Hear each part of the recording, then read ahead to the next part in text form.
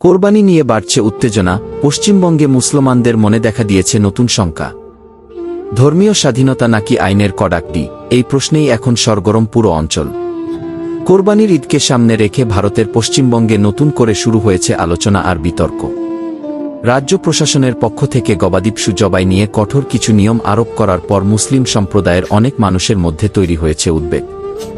বিশেষ করে গরু কোরবানি নিয়ে নানা শর্ত আর অনুমতির বিষয় সামনে আসায় সাধারণ মানুষ দুশ্চিন্তায় পড়েছেন।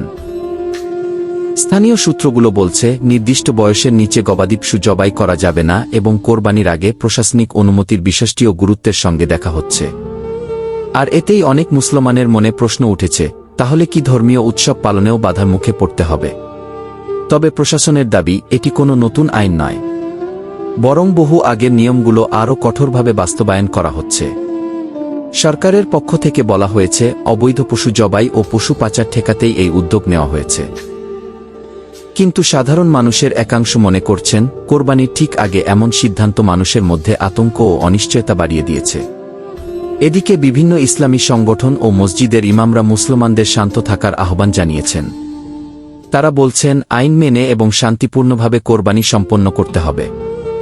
একই সঙ্গে প্রশাসনের কাছেও সহযোগিতার দাবি জানানো হয়েছে, যেন ধর্মীয় অনুভূতিতে কোনো আঘাত না আসে। সামাজিক যোগাযোগ মাধ্যমেও বিষয়টি নিয়ে চলছে তুমুল আলোচনা। কেউ বলছেন ধর্মীয় অধিকারে হস্তক্ষেপ করা ঠিক নয়, আবার কেউ বলছেন আইন সবার জন্য সমান হওয়া উচিত। সব মিলিয়ে পশ্চিমবঙ্গের পরিস্থিতি এখন বেশ উত্তপ্ত ও সংবেদনশীল হয়ে উঠেছে। এখন দেখার বিষয়, শেষ পর্যন্ত পরিস্থিতি কোন দিকে যায়।